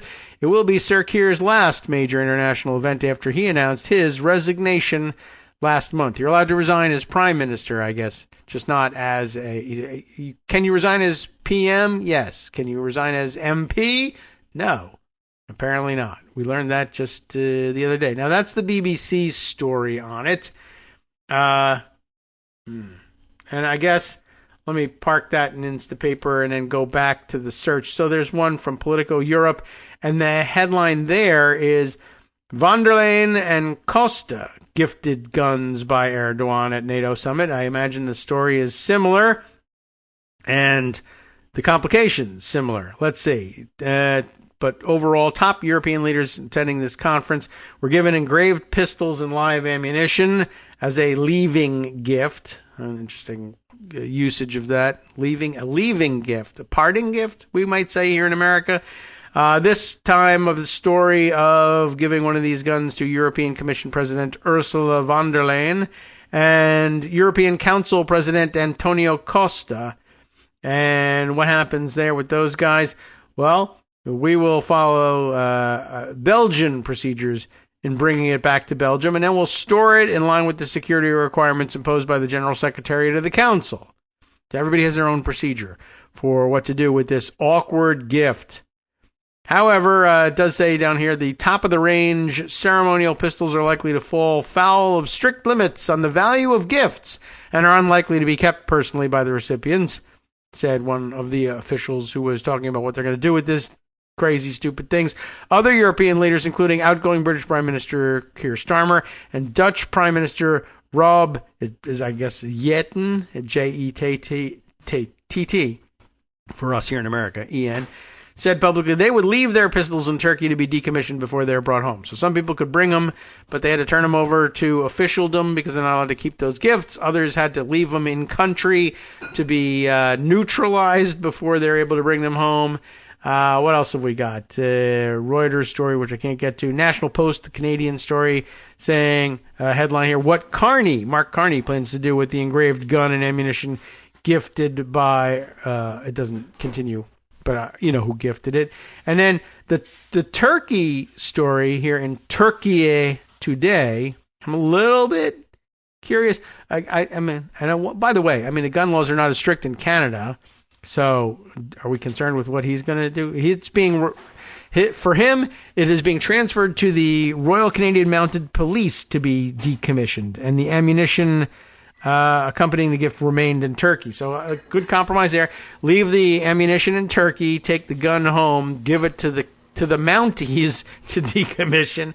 It's very Canadian, and everybody says sorry to one another about that. And then, of course, I guess I'll send you all of these things in the roundup. Turkey Today, I'm curious how they treat it. Erdogan gifts every NATO leader an engraved revolver and a box of live ammunition. Why the ammo? I'm just not really sure. Is it Turkish made? Is that what's part of it? And was it Turkey who had the amazing but also kind of a little bit weird mixed team pistol shooters that included the guy who was like, I don't have any technology whatsoever, and I'm just basically in a t-shirt that says my country name, was it Turkey, that did the shooting? I don't know. This is ready for collectors will want to know that it is a Sarslimaz. I don't know how you pronounce it. S-A-R-S-I-L-M-A-Z. Sarslimaz SR-38 revolver made in Turkey, pictured with ammunition here. All very lovely, and I'm sure the craftsmanship is fantastic. There you go. Turkey Today reporting that Erdogan presented every NATO leader attending the Ankara summit with a surprising choice of gift, a revolver engraved with their name and a box of live rounds. No comment on whose name is engraved on the live rounds, if there is one, right? Now they literally have a bullet with someone else's, I hope, name on it, unless that's the message. There's a bullet with your name on it, and I'm giving it to you as a gift. 20 of them. How many have they got here? Not sure how many rounds they got. Maybe we'll find out. British Prime Minister Keir Starmer, who disclosed the gesture to journalists on the flight home, was unable to bring his back to Britain, where importing a weapon would be illegal. His revolver stayed in Ankara to be decommissioned, despite Erdogan having provided a personal note waiving Turkey's export controls, but it's import controls that are the problem. Starmer shared the detail with reporters on the flight home from Ankara, describing the revolvers as a surprising choice for the Turkish president. Like Turkish Delight would have been nice, or baklava. I would have been happy with that. Right. Erdogan also supplied each leader with a note personally waiving Turkey's export controls on the weapon, an unusual step that nonetheless could not resolve the legal situation Starmer faced upon return to Britain. It is not clear whether other NATO leaders faced similar obstacles. Yes, it is. We know because we checked around. Starmer's situation was specific to British firearms law, which has imposed strict controls on the import of and private possession of handguns since the Dunblane massacre of 1996 prompted a near-total ban. And by the way, as you know, here in America, we say that total bans would lead to the inevitable collapse of society and or takeover by communists. You tell me how it's going in Britain, though. I'm not sure. There's a guy running for Parliament with a trash can on his head. The Ankara summit and Erdogan as host has its own section here. The gifts were presented on the margins of the 36th NATO summit held July 7th and 8th at Turkey's presidential complex in Ankara, the first NATO summit hosted by Turkey since Istanbul 2004. How often do they have these summits? It's 36 years. Is that, I feel like, well, that's not as long as we've had NATO. Are the summits not annual? I don't know. Erdogan and First Lady Emine Erdogan personally welcomed alliance leaders at the complex, hosting a reception and state dinner on the opening evening. No guns, as far as I know, at that one. They gave everybody got a free bomb for dinner. I don't know what would happen there, but okay. The summit itself was dominated by questions of defense spending, support for Ukraine, prospect of renewed American arms sales to Ankara. That was their view, including the potential reversal of the long-standing ban on the F-35 fighter jet sales to Turkey. We went to VAR for that one, and they're prepared to reverse it. Erdogan, his written waiver of the export controls showed an apparent awareness that the weapons might encounter scrutiny at borders. For Starmer, the note resolved only the Turkish side of the equation. British law, not so easily waived. The Prime Minister returned home without the revolver. You know all about that. And that's it. That's all they're discussing there. But I don't know. I don't know whether they thought that they were somehow taking care of the other side, or maybe that was I wonder if it was some kind of elaborate troll, like, yeah, your country is weak and doesn't allow guns, but my country is strong and does, except for taking them out of the country, which I waived because laws are dumb. I don't know. Interesting, to say the least. Now, I guess, let me jump back to Instapaper and see if there's anything else that requires specific discussion. I guess not. But, you know what? I guess since we've eaten up so much of the time here, I might as well just eat up just a little bit more. Two other things, perhaps, that I'll add to the list of other things going on. One, we should note for the record that an American judge, we're back in America now, has at long last ordered that the $5 million judgment that Trump owes E. Jean Carroll, and he also owes her an $83 million judgment as well, has got to be handed over at this point. So there you go. Now, there was another judge somewhere that said that, or a decision by Congress that he had to hand over the Epstein files, and it's now over 200 days later, and he hasn't done that. But I'm sure he'll give away $5 million to it. It's not in his hands, though. It is in escrow, technically speaking. So the order has gone out. But it went out like a day and a half ago, I think, and like no headlines so far on, okay, the money is now in her hands. Although this is a story from yesterday, so maybe I misread it. It's only been a day. Judge orders $5 million Trump judgment to be released to E. Jean Carroll. Ms. Carroll had asked a federal judge to order that the president pay the judgment after a jury found that he sexually abused and defamed her. What do you know? That's a problem everywhere now. Abby Van Sickle and Benjamin Weiser wrote this piece. A federal judge on Wednesday did order this. Days after the Supreme Court rejected an appeal by President Trump, and despite his last-minute attempt to get the justices to reconsider. They said no. He said, well, are you sure? They said, yeah, we are sure. So the court said, let's release this thing. That didn't stop Trump, A, from deciding not to comply, and B, filing yet another motion, I think, to say, if I actually have to give this money to her, though, isn't that something there's like bad because I have immunity, or I'll be distracted from some other thing like my stupid plane and which one I'm going to fly on? He actually tried to, file a motion that said, I thought I was immune from stuff. Why do I have to pay? No, doesn't work like that. Or as we say on this show, that is not how this works. In a 2-page ruling, Judge Lewis A. Kaplan of Manhattan Federal Court cited the Supreme Court's June 29th order denying Mr. Trump's request that the justices review the matter. That cleared the way for the funds, which Mr. Trump had deposited with the court, to be released to Ms. Carroll. So it's not like he actually has to find $5 million and hand it over. Why are you fighting? Just pure spite. A Manhattan jury awarded the multi-million-dollar judgment to Ms. Carroll in May of 2023, so like 2 years ago, or 3 years ago already, after finding him liable for sexually assaulting her in a Manhattan department store in the 1990s, so 30 years ago. The jury also found that Mr. Trump defamed Ms. Carroll by calling her allegations against him a hoax and a lie on social media, and he has continued to deny assaulting Ms. Carroll. The Supreme Court did not announce its reasons for rejecting Mr. Trump's appeal last week, although, effing duh probably is a pretty good reason for it, but not from these guys. They're not going to say that, which is typical when the court declines a petition to take on a case. They don't often say. And no public dissents were noted. Under the court's rules, if the justices deny a petition, the parties have 25 days to request a rehearing. Trump tried it. Lawyers for Mr. Trump filed such a request earlier on Wednesday, again urging the justices to hear his appeal and saying they should take up the matter alongside a separate appeal in a second case involving Ms. Carroll. It is rare, but not unheard of, for the justices to grant such requests, but legal experts say in this case it might have been a last-ditch effort to stall Ms. Carroll from getting the jury's award. But again, the money's out of his hands. He can't make use of it. So what's the difference? Just pure spite.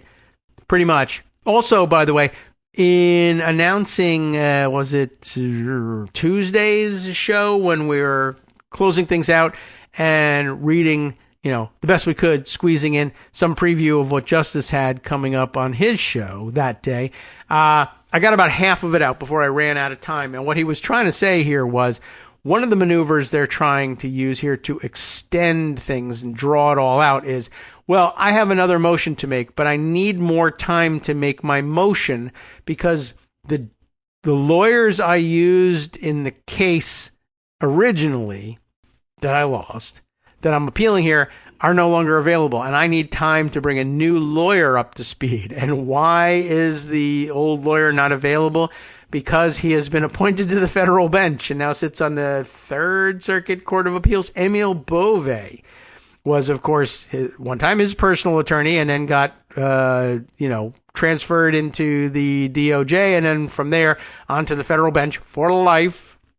And apparently he was just in the news, too, for, I guess he was spotted, he's carrying his phone around. His screensaver on his phone is a picture of Trump. Well, you know what? It should be a screensaver on my phone. If you think about it this way, if you describe it this way, it's a picture of him just having been shot Like, that could be my phone saver, screensaver, but people would think a very different thing about it. In his view, of course, it's on his screensaver because it's the fight, the pro-Trump shooting photo. It's the same picture. Corporate needs you to look at these two pictures. They're the same picture. The I can't wait for Trump to get shot photo and the I love when Trump gets shot because it shows that he's so strong photo. Same photo. Anyway, Emil Bova so apparently this is an old litigation tactic of Trump's. He would frequently fire his attorneys in the middle of or at certain phases of litigation so that he could then tell the court, I need a continuance on that deadline for filing whatever dumb thing I have to file next because I need new lawyers because I just fired my old lawyers. And at some point, I guess nobody ever caught on with this. And now the new maneuver is I didn't fire him. I made him a federal judge. Okay. It's a tactic, an unfair one at that. But there you go. So now I guess we're waiting on final confirmation. Where's my headline that says E. Jean Carroll has deposited the check? I am wondering whether we'll see one of those today. Why not? If it's in escrow and under the court's control and the court orders the release, I should have heard about that last night. What's going on? I'm curious. And you never know when you're talking about a defendant being the president of the United States. Does he order the Marshal's Service not to somehow, do they have jurisdiction over the release of this thing? I don't know. Is there anything he can do? I'm very curious about this, and I guess I'll look over at Google here. E. Jean Carroll, $5 million. Should I even put that in there? And see what I get here from the news segment. Got the one we had yesterday. Judge orders it. Trump loses appeals court bid to delay. That might be about his maneuver in saying I need a new lawyer. That might have been worth reading too. And files last minute bid to prevent. Judge orders transfer. Nothing about hooray, I've got the money. I don't know if they'll cover that, but I'd be very interested in it. Once again, it's like a situation where, judge orders it. Is it happening? I don't know. All right. One other thing I want to put on the record, even though nobody cares about it anymore. But it was a very good point, a very interesting point being made over at Public Notice where Liz Dye is back writing again. And I hadn't seen her there for some time, but now she's back at it, and I guess that's good news.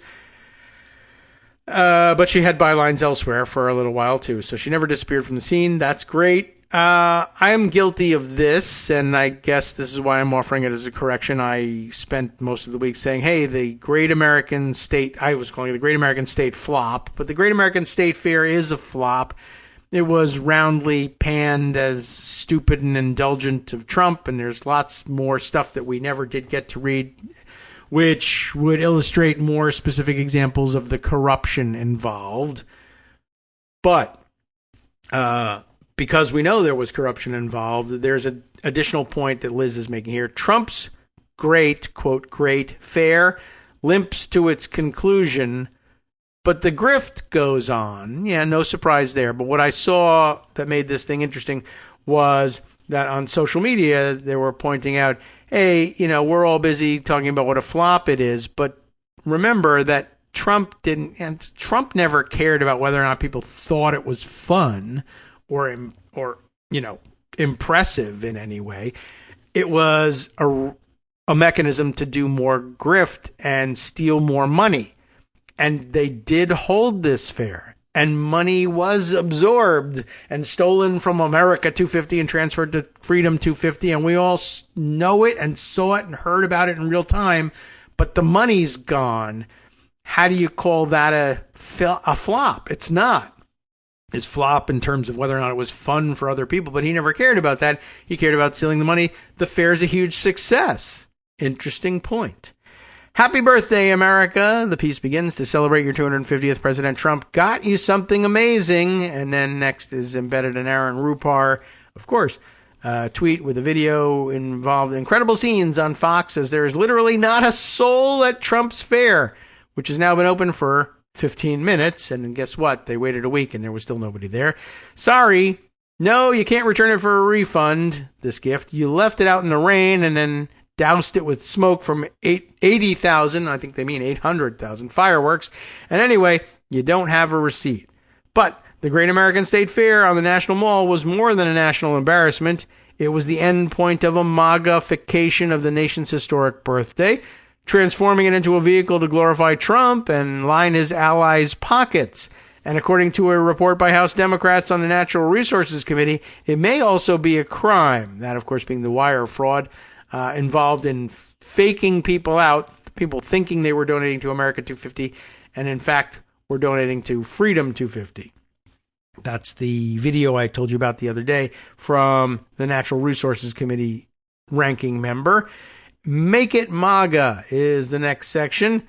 In 2016, this is the background you heard a little bit about before, but as a reminder, Congress passed the United States Semi-Quincentennial Commission Act, establishing a bipartisan organization called America 250 to plan for the nation's 250th birthday. Trump doesn't really do bipartisan, but America 250's chair, Rosie Rios, a former U.S. treasurer under Obama, bent over backward to work with the new president. See what it gets you, folks.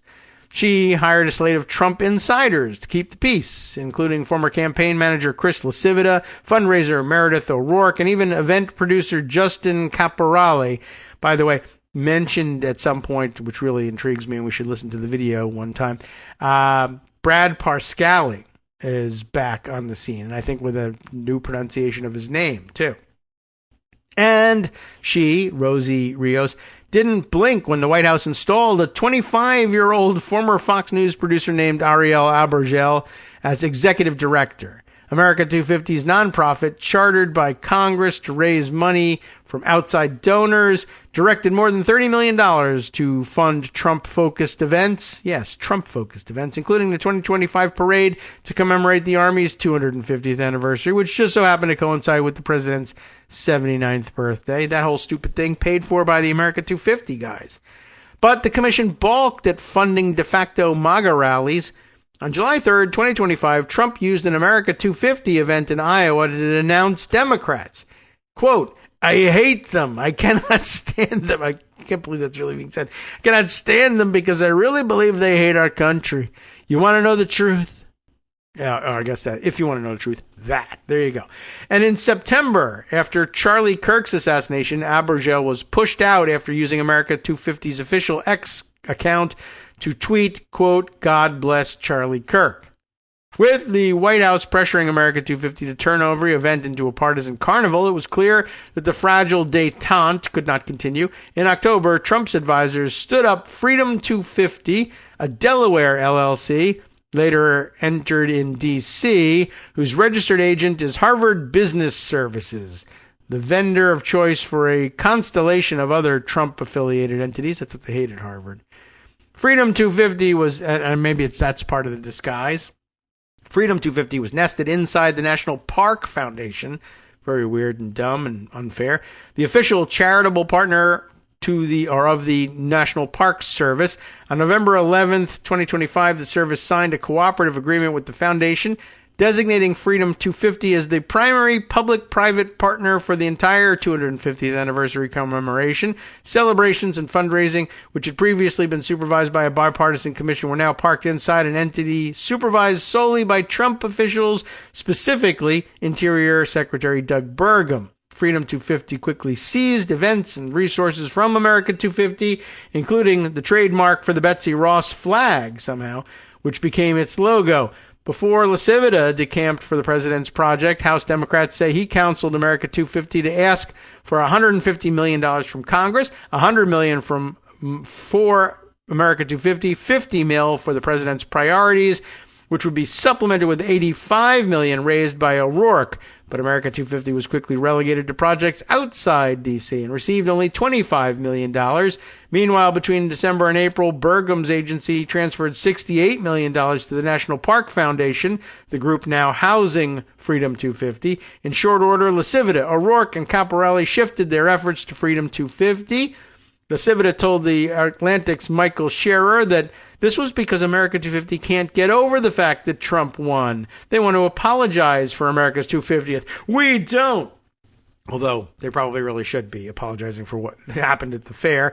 Caporale, whose firm Event Strategies Incorporated planned Trump's pre-insurrection rallies on January 6th, scored $100 million, an open-ended contract, and O'Rourke's team circulated a sponsorship brochure peddling various levels of access.